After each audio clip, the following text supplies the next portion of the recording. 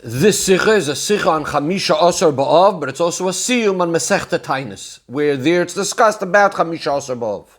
So the Mishnah says at the end of Masechta Tainus, Lehoya Yomim Tovim L'Yisrael, there were no greater Yomim Tovim for the Yidden, Chamisha Asar Ba'av, like the 15th day of Av, Uchayoyim HaKippurim, and like the day of Yom Kippur. And the Mishnah goes on to speak about how Benois Yerushalayim, the daughters of Yerushalayim, or according to another version, Benois Yisrael, would go out and dance in the vineyards, and they would say, Bachur, Sonoi Necha, young man, lift your eyes and see what you're choosing, in other words, for a shidduch. And they would say, Al titene necha benoi, don't look at beauty, teine necha b'mishpacha, pay attention to the family. As the Pasuk says, Sheker achein, false is grace, vehevel ayoifi, and beauty is vain, Isha yiras Hashem hitesalol, a woman a God-fearing woman, that's the one that should be praised. And another pasuk says, Tenula mepriyodeha, give her from the fruits of her hand of her labor, v'yahalalu b'sha'arim ma'aseha, and her deeds will be praised in the cities and the gates. V'cheinu oimer, and another pasuk, the pasuk says, Tse'enu re'enu, go out and see B'nai Tzion, the daughters of Tzion, b'melech Shloimeh, see the king Shloimeh, ba'atara she'itra le'imoy, the crown that his mother gave him, b'yoyim chasunosoi v'yoyim simchas liboy, the day that he got married, the day of the joy of his heart. And what does this refer to? B'yoyim chasunosoi refers to Matan Torah, and this is connected to Yom Kippur, as Rashi says, because Yom Kippur, that's when the luchos acharoinos were given, and b'yoyim simchas liboy is referring to the binyan Beis HaMikdash, because the Beis HaMikdash was dedicated on Yom Kippur. Again, this is the way Rashi on the Rif explains it and the Rav explains it. And the Mishnah concludes with Shehi Boneh b'meheira v'yameinu. Now the Gemara on the Mishnah brings a beraisa that these Benois Yerushalayim or Benois Yisrael, within them itself, there was a number of groups, a number of categories, a number of families. The beautiful ones, Maha Yoimris, what did they say? They would say, Tenuei Nechem Liyofi, that you should pay attention to the beauty. She'eina Isha Ela Liyofi, because the woman is all about her beauty. Miyuchasis Shabahen, the ones who had important and good lineage, Maha Yoimris, what did they say? Tenuei Nechem Limishpacha, pay attention to the family. In other words, the family that they come from. Because the woman is about the family she's going to have, the children she's going to have. And finally, those that were not attractive. So what did they say? Buy your purchase, take what you're getting, l'shem shamayim, for the sake of Hashem. The Rebbe adds that according to the Girsa in Ein Yaakov, there's actually a fourth group, a fourth category, before mentioning the ones of Michu Oris, the ones that were not so pretty. Ashirois Shabahen. What did the rich ones say? They would say, Tenuei Nechem b'malei maming, pay attention to the richness, pay attention to the money. So this is all the Bavli. The Rebbe now quotes the Yerushalmi. There, it also divides and mentions different categories in Benois Yerushalayim, but there's a difference. Instead of mentioning these 3 or 4 categories as they are mentioned in the Bavli, there are only 2 general categories mentioned. Ha'cheurois. Here it's spelled with an aleph, and then in the Bavli, in Yerushalmi, it's spelled with an aleph, the word cheurois. And the Rebbe brings from the Korban Ha'eda that it's the same meaning as if it would say cheurois with an ayin, which again both mean the same thing, which means the ones that were not pretty, not attractive. So they would say, Al titene necha benoi, don't look at beauty. V'hanois, and the nice ones, the beautiful ones said, Teine necha b'mishpacha, pay attention to the family. So the Rebbe's first question is, we know that there's a klal, there's a rule, that it's not really possible to have an argument in a metzius about things that are factual.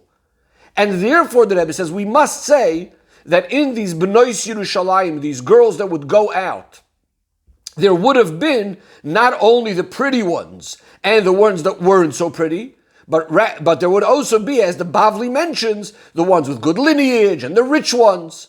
So why are these groups not being mentioned in the Yerushalmi? We also need to understand the difference in the expression used in the Bavli and Yerushalmi. The Bavli uses the word yof yofiyos, and the word yoifi which means beauty, the Yerushalmi uses the word nois, which seemingly means the same thing. But the Rebbe is going to look at the difference between these two words. The Rebbe now looks at some of the details within the Yerushalmi itself. And now the Rebbe says, number one, the fact that the chu'uros, the ones that are not pretty, are saying, Al titen einecha benoi, don't look at beauty, seemingly all they're saying is a negative. What the bachurim, what these young men should not choose. But you would think, in order for this bacher to be interested in choosing this girl, there should have seemingly been a discussion, something about something positive, some positive quality, what he should be looking out for. Just like the beautiful ones are saying, look at the family, so too the ones that are not beautiful should be saying something positive of what the bacher should be looking at. As in fact, in the Bavli, what do the people that are not attractive say? They say, you should take what you're buying, take it l'shem shamayim, which, as the Mefarshim explained, that means that you should take them because of their good deeds, maisim tovim. In the Yerushalmi, all it says is the negative. Al titen, don't look at beauty. The Rebbe says the question is even much stronger than this. How does it make sense that these people that are not so beautiful should be making this announcement? Al titen einecha benoi, don't look at beauty. It almost sounds like they're trying to emphasize, or they are emphasizing, that they don't have any beauty by saying, don't look at beauty. Another question that Rebbe has on the Yerushalmi. Again, the Yerushalmi said, and what did the beautiful ones say? Teinei necha b'mishpacha, look at family. What's the connection between beauty and family? The idea of mishpacha is a maila, is a quality about yichus, about lineage. As in fact, the Bavli says that who were the ones that said Teinei necha b'mishpacha? Those are the ones that came from good family. What is this? How is this connected to the noise, to the pretty girls? Why are they saying Teinei necha b'mishpacha? Now the Rebbe says there are Mefarshim that explain this and say that we know there's a Mishnah that actually says that B'nois Yisrael, the Jewish daughters on their own are beautiful. Ela shohanius min avalton. It's just that because of their poverty that makes them look not pretty. And therefore, it makes sense to say that these beautiful women that the Yerushalmi is speaking about are probably, why are they beautiful? Because they're coming from rich houses, so they don't have this negative that the poverty is taking away their beauty. And therefore it does make sense to say that the beautiful ones are saying, look at our families. That's what the Mefarshim say. But the Rebbe says, the Pirush is tzarech iyun gadol. Why would the beautiful one have to say, look at the family? Which is almost like bringing a proof that I'm beautiful, because I have a rich family or a good family. Why don't you just say straight, Teinei necha b'yofi? If you're beautiful, say, look at beauty. The Rebbe asks another question. In the Yerushalmi, it first mentions the chu'uros, those that are not pretty, before the noise, before the ones that are beautiful. Seemingly, it should have gone in order of their chshivus, of their mila of quality, similar to the way it's in Bavli, that first come the other qualities, and the mechu'uros, the ones that are unattractive, only come at the very, very end. The Rebbe now continues with the next part of the Yerushalmi. After the Yerushalmi mentions these two general categories, the beautiful ones and the ones that are not beautiful, the Yerushalmi continues, and this is actually the end of the Masechta, the Siyum. And it says like this, V'cheinu oimer, as it says, the Pasuk says, Tze'enu re'ena b'noi Tzion, the daughters of Tzion should go out and see. This is going to be very similar to what we quoted before from the Mishnah. So go out and see B'melech Shloimeh, the king Shloimeh, Sheba'atara she'itro le'imeh, the crown that his mother gave him. B'yoyim chasunos is a Matan Torah, the day of his marriage, which is Matan Torah. B'yoyim simchas liber, the day of the rejoicing of his heart, and Binyan Beis Hamikdash. She'yibane b'meheira v'yameinu amen. And here again, the Rebbe has a few questions. Number one, the proof Tze'enu re'ena was already brought in the Mishnah. So why does the Gemara have to say this? What is the Gemara coming to tell us more than that which said already in the Mishnah? What was the point of adding this pasuk over here? Furthermore, in the Mishnah, the pasuk Tze'enu re'ena b'noi Tzion is coming to bring a proof that on Yom Kippur, this was one of the days that the girls would go out into the vineyards. Because Yom Kippur, as we explained before, as the Gemara explains, is Yom Chasunos, considered the day of the marriage. the day that the luchos were given. But in the Gemara, where the Gemara is not speaking about the fact that they had gone out into the vineyards or when they had gone out into the vineyards, it's only speaking about what these girls said. So why is it relevant over here to bring this pasuk of Tze'enu Re'ena B'nai Sion? Another question that Rebbe has is, according to the Nusach of the Yerushalmi, in the Mishnah, the pasuk is not brought in its full. When we quoted before the Mishnah, that was quoting it the way it's in the Bavli. But in the Yerushalmi, it does not have the words Ba'atorah she'itra le'imoy. It just says Tze'enu Re'ena B'nai Sion Mabelach Shloim, and then it says V'goymer. It doesn't have the words Ba'atorah she'itra le'imoy. But in the Gemara and the Yerushalmi, those words are brought. So we need to understand that difference. And finally, the Rebbe says, after the word She'yibanu b'meherev yameinu, the Gemara adds the word Amen, which again, in the Mishnah, as the Yerushalmi brings it does not have that word Amen. So why is it in the Gemara it brings the word Amen? Says the Rebbe, the explanation of all of this will be understood, but first the Rebbe wants to introduce a point. The Rebbe says, really we could try to find a svara, a certain answer for each and every one of these questions and each and every one of these differences for itself. But it makes sense to say, says the Rebbe, that there's really one general idea, or perhaps two general ideas, which would be able to answer all of these questions and all of these differences. In our particular case, says the Rebbe, that it's actually connected with a general difference that we know that there exists between Talmud Bavli and Talmud Yerushalmi. The Rebbe says this was something discussed already many times, that in Talmud Yerushalmi the ideas are discussed much more brief and much more general. Whereas in Bavli, everything is explained with much more detail and more arichos, more elaborated upon. The reason for this, says the Rebbe, is simple. Because the learning of the Gemara in Bavel went on for a much longer time after Talmud Yerushalmi was concluded already. The Rebbe quotes over here from the Rambam that says that the ending of Talmud Bavli was about 100 years after Rabbi Yochanan had concluded making Talmud Yerushalmi. In other words, Talmud Bavli is considered Basuroi, it's considered later than Talmud Yerushalmi, and we know that generally the later generations are going to be dealing with, involved with, discussing and looking at also the words of the previous people in previous generations, and automatically they're also always going to be more elaborating, explaining that which had been said earlier, but now coming out with more detail. The Rebbe says, we know this is also the general difference between the Mishnah and the Gemara. The Mishnah speaks very, very brief and includes every word or every sentence, includes many ideas, whereas the Gemara, which comes later, adds much more in detail and explanation, etc. So says the Rebbe, this is also going to be the general difference in our case between how the Bavli speaks about the girls going out and the Yerushalmi. So let's start off with the Mishnah first. The Mishnah that we said is Dibur Katzar, speaks very, very brief. There it says it just as one cloud, one general point, that the B'nai Yerushalayim would say, Al titen einecha b'nai, don't look at beauty, don't pay attention to beauty, look at family. There's no details given over here.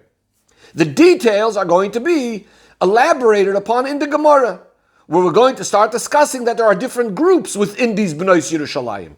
But here we're going to have the difference between the Bavli and Yerushalmi. In the Yerushalmi, which again, that speaks things in a more general way, the Yerushalmi is going to divide all the girls just into two general categories. But in the Bavli, where, as said before, things are more explicit and more discussed in detail, so now these two categories themselves are going to be divided into more, and therefore we're going to end up not with two groups, but with 3 or 4 groups. Says the Rebbe, now we can understand the difference between the wording in the Bavli and Yerushalmi, which one of the questions we had before was that in the Yerushalmi the term no'os are used, and in Bavli the terms yoifi is used. So the Rebbe explains the difference is, the term yoifi simply usually means the beauty of the body, physical beauty, the beauty of the face. Whereas the term noi, we'll just translate over here as niceness, is a general term which could really be referring to any and all sorts of qualities, both physical and spiritual. And therefore, this is going to be the difference between Yerushalmi and Bavli. The Yerushalmi groups the Benois Yerushalayim into two general groups. Those that have qualities and those that don't. The ones that have qualities are the ones that we're calling nois. They're nice in many different ways. And then there are the ones that seemingly don't have any qualities. Those are the chu'uris. Whereas the Bavli takes this group of nois, this group of the nice girls, and is going to divide them into three parts. Within the niceness itself, we have different sorts of niceness. So there could be the niceness because of their physical beauty, of their body and their face, and that's what the Bavli will refer to as the yof yofiyos. There could be the niceness because of their yichus, because of their lineage, because of their families, and these are called the miyuchasais. And then if we look at that extra group that the Ein Yaakov puts in, those that are nice because they are rich. And what do we mean over here, nice because they're rich, says the Rebbe? Because we're not really looking so much at the quality of richness in and of itself, but rather, as we quoted before from the Mishnah that says that really the Jewish daughters are all beautiful, but there's a problem that poverty gets in the way and makes them look not nice.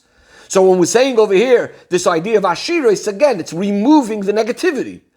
And on the contrary, if they have Ashiris, so not only isn't there something that's causing them problems, but on the contrary, as the Gemara says, Dira no, when a person has what he needs, a nice house, a nice kalim, etc., marchivin daite shaladim, this all broadens the mind of the person. So it gives him a whole new set of qualities because of the richness. So again, we're not speaking about the richness for itself. Says the Rebbe, but according to all of this, one of our previous questions become even stronger on the Yerushalmi. And that is, so yes, we understand that noise, the term noise that the Yerushalmi refers to, includes a number of groups, all sorts of qualities. And yes, one of those qualities is also family. As you said, the Yerushalmi just puts it all together. But the question is, noise definitely also includes, and maybe even more than the other, maybe includes it even more, the group that are beautiful, the Yafiyafiyos, and also the Ashiros. So why is it then that the Yerushalmi says, regarding this whole general group of all the qualities, and just says simply, Teinei necha b'mishpacha, that this whole group all say, look at the family. Why are we speaking about family over here if we're speaking about all sorts of qualities? Says the Rebbe, the explanation is that what the message over here that the Yerushalmi is saying is that all of these girls in this group, of all of these qualities, the idea is that they all feel that these B'nai Yerushalayim are saying that it's things, these qualities are not things that they themselves had worked for. It's not things that they achieved on their own, but rather they received all of these qualities from their parents. They received all these qualities from their family. And the Rebbe goes through, again, all these different groups. Because we're saying, the Yerushalmi, just to clarify again, the Yerushalmi is including all these groups that the Bavli mentions, but it's all just included as one group. Noise, they're all nice in some way or other. But let's go through the groups and what Yerushalmi means. So those women that would have been from great families, so obviously that's something that's completely dependent on the family. That's clear, that doesn't need any explanation. What about the idea of richness? Says the Rebbe, a Jewish woman and a Jewish daughter, B'nai Yisrael, and certainly when we speak about B'nai Yerushalayim, we know the term Yerushalayim comes from Yerushalayim, someone that has complete fear of Hashem. How does a Jewish girl act? In a way of Kol Kvuda Bas Melech Pnima. The real honor of a princess, of a Jewish woman, is to stay inside. And she's not going out in order to earn money, definitely not before the chassan, and not going to start earning money and becoming rich. And therefore, if we speak about richness, once again, it's coming from the family. And the same thing is true with beauty. Beauty is also something that didn't start off with herself. It's not coming from her. She's, again, inheriting this beauty from her parents. In addition to the fact that we also mentioned before, that in order that the poverty shouldn't get in the way, so once again, it's going to need to be the richness of the family that's going to help, of the parents that's going to help, that she shouldn't look in a way that's not nice.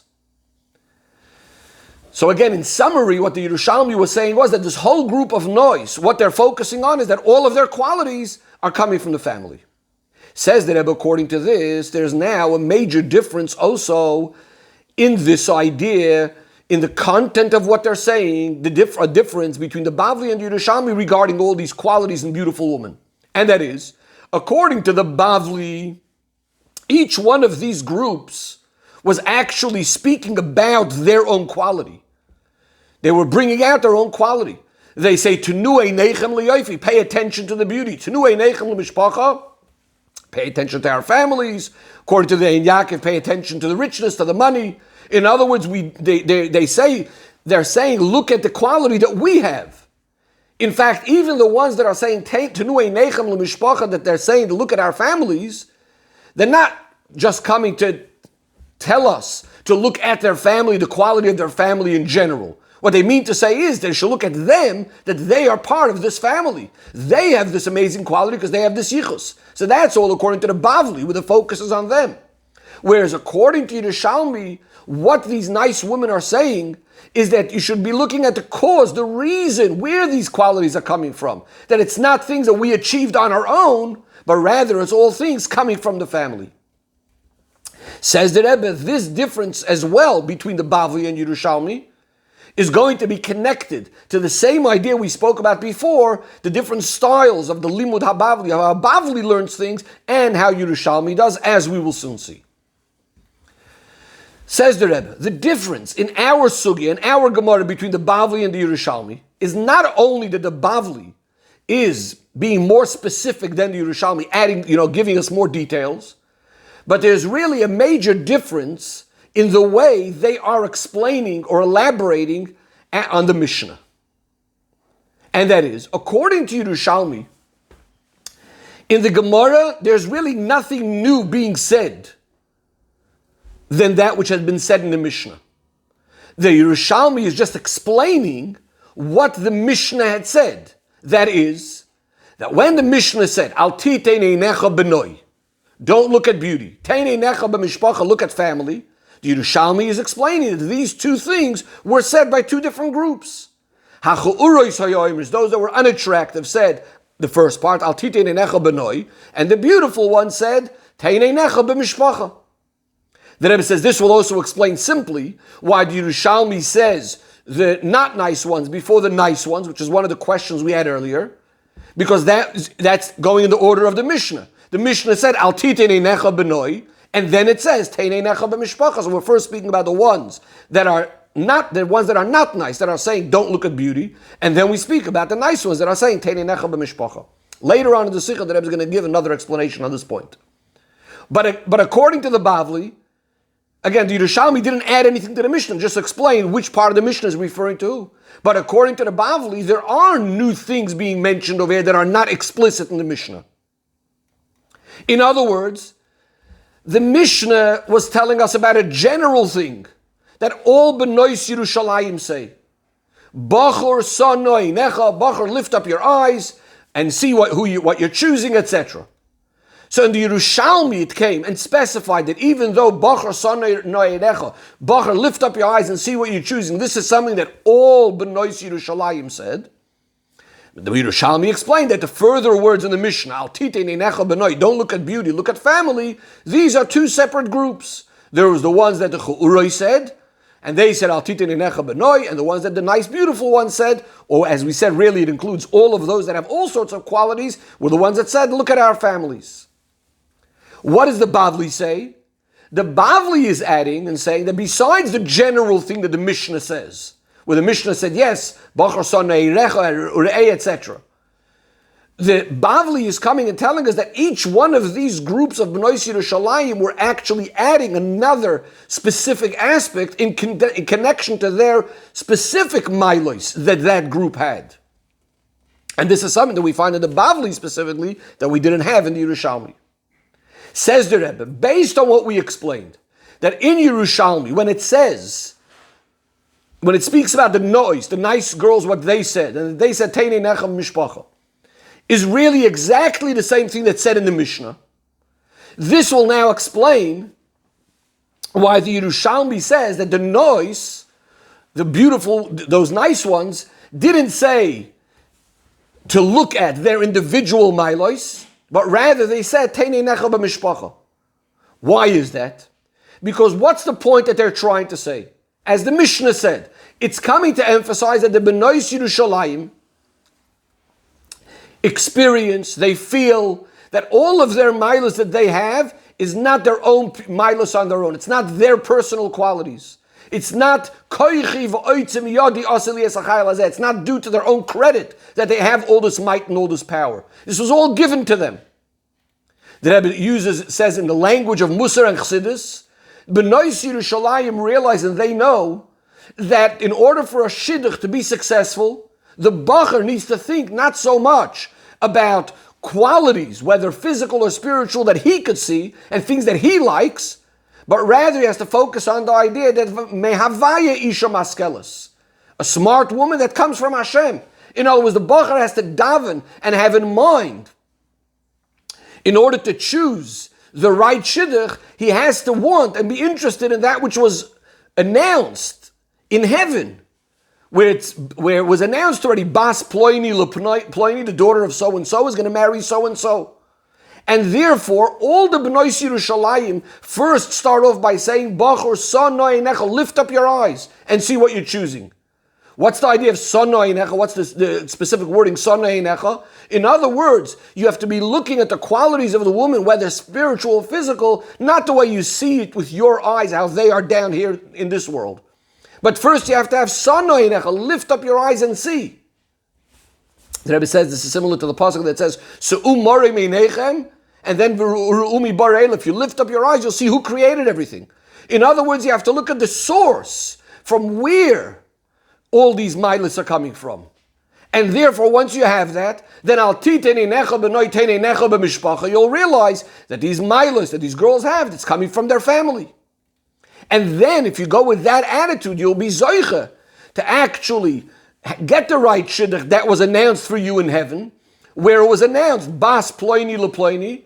And the Rebbe says it's interesting, it doesn't say Ploinis Leploini, it doesn't say that this girl is designated for this person. It's Bas Ploini, the daughter of so-and-so is designated for this person. The emphasis being is not about the Kala itself even, it's again, once about the Mishpacha, it's about the father of the Kala.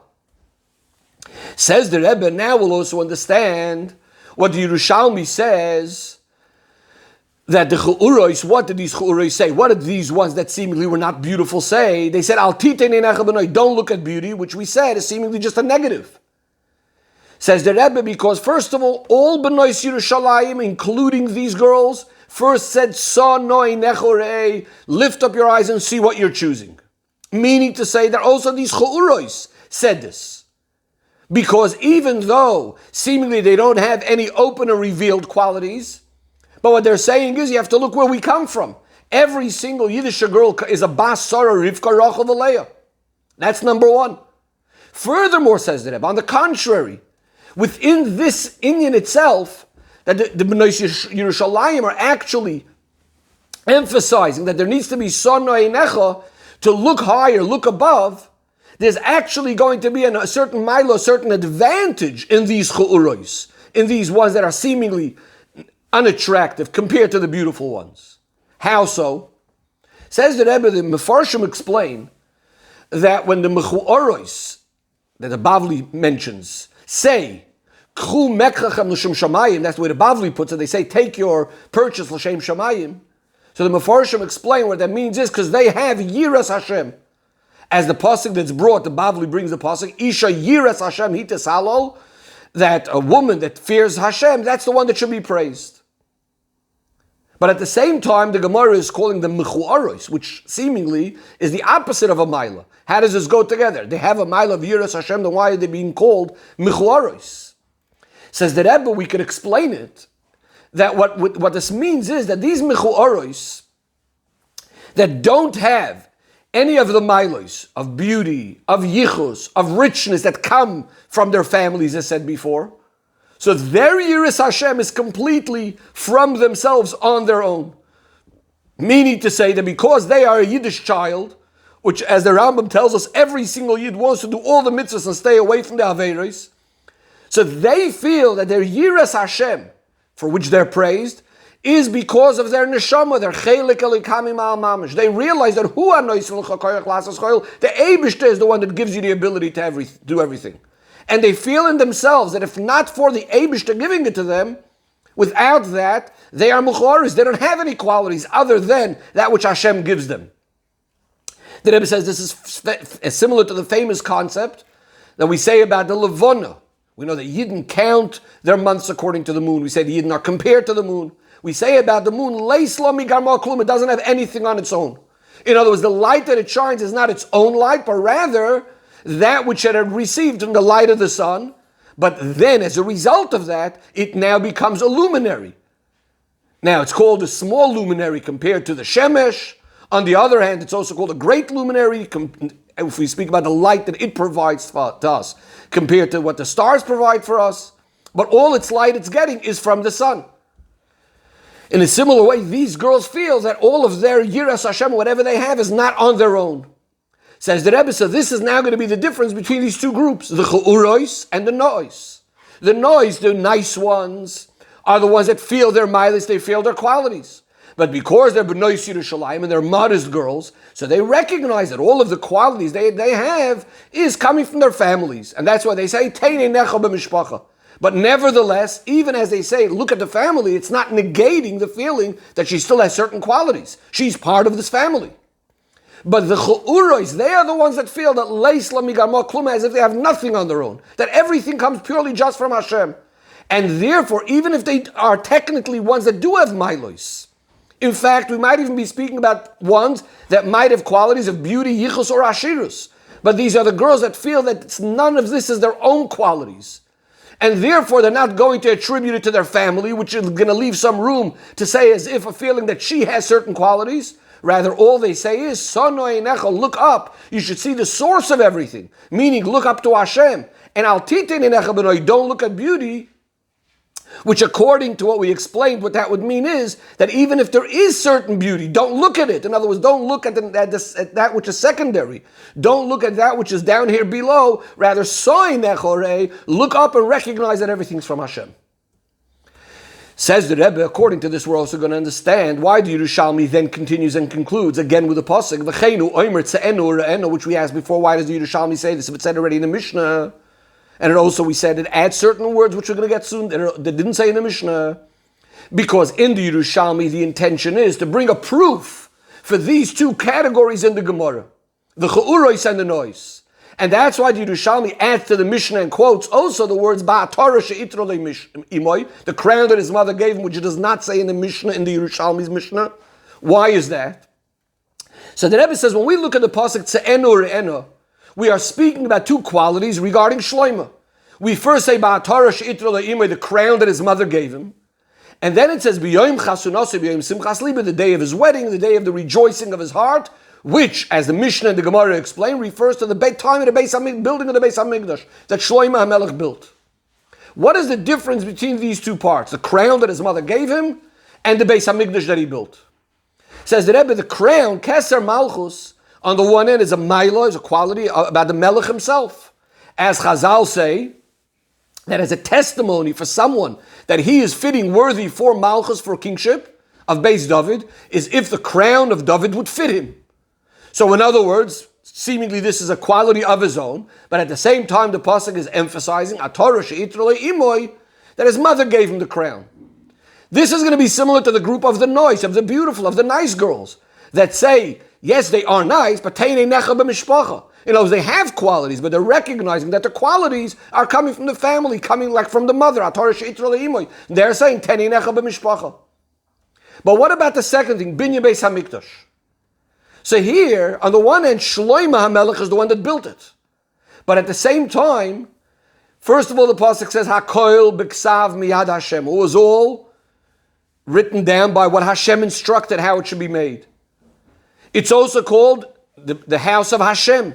And as Shlomo HaMelech davens and says, Shimcha nikra labayis asher bonisi, this house is called on your name. In other words, it's not about Shlomo HaMelech at all, it's the Hashem's house. And this is similar to the second group, the group of the Cha'urois, that they are Isha Yiras Hashem Hitis Halol. On the one hand, she's being praised for her own Yiras Hashem, but at the same time, what does she feel? That Leis Lamigarma Klum, that it's nothing of her own, it's all Hashem's. Says the Rebbe, now we'll also understand why the Yerushalmi finishes off with the word Amen, where it says Sheyibana b'meheira v'yameinu Amen. because the connection to Zebinyan Beis HaMikdash, this idea of the Beis HaMikdash to the Cha'uris, to these girls that seemingly don't have the qualities, which we explain now means they feel they don't have any qualities on their own, is expressed even more and emphasized in the idea of Amen. What does Amen mean? Amen is from the word emes, it means truth. This is why we answer Amen on a tefillah and a bakasha, and we have to have in mind that we want that this should actually become, that it should be fulfilled in front of our eyes. The word emes negates any change. In other words, the idea of nitzchias, Amen means something that should remain and be eternal forever. So when we add the word she'ibana b'meherev yameinu Amen, what we're speaking about is the Beis HaMikdash should be rebuilt speedily in our days, because we're speaking about the third Beis HaMikdash, which is going to be a bayis nitzchi, an everlasting Beis HaMikdash, and that's the idea of Amen. And what's the reason why the third Beis HaMikdash is going to be the everlasting one? It's because, as the pasuk says, Migdash Adnai Koinoni Yodecha, it's the Beis HaMikdash that Hashem himself builds, as the Zohar puts it, as Binyana de Kudsha Brichu, because Hashem is the one that builds it. It's going to last forever. And that's what the Yerushalmi is saying, that the Maila, the quality of the Beis HaMikdash, which is a house of Hashem, similar to, again, the Chu'urois, which feel that everything is coming from Hashem that created it all, that made it all. When is this going to be revealed in the greatest way, in the most revealed way, is going to be by the third Beis HaMikdash, which will be an everlasting Beis HaMikdash. Hashem himself made it. And that's why it finishes off with the word she'ibana b'meherev yameinu Amen, emphasizing this idea of nitzchias. The Rebbe adds and says, via Shloimar, we could add and say that also the ending of the Gemara in Bavli, where it finishes off with Asir HaKadosh Baruch Hu La'asos Mochel Tzadikim, it speaks about Hashem is going to be making a circle for the Tzadikim, and Hashem is going to be in between them, etc.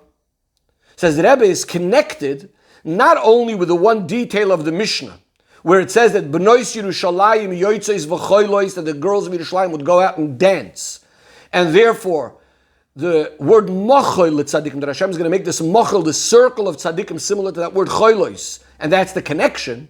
But the Rebbe says it's also connected, this idea of Asur HaKadosh Baruch Las Machal Tzadikim, it's actually connected to this point of She'ibana b'meherev yameinu, which the Mishnah finishes off with.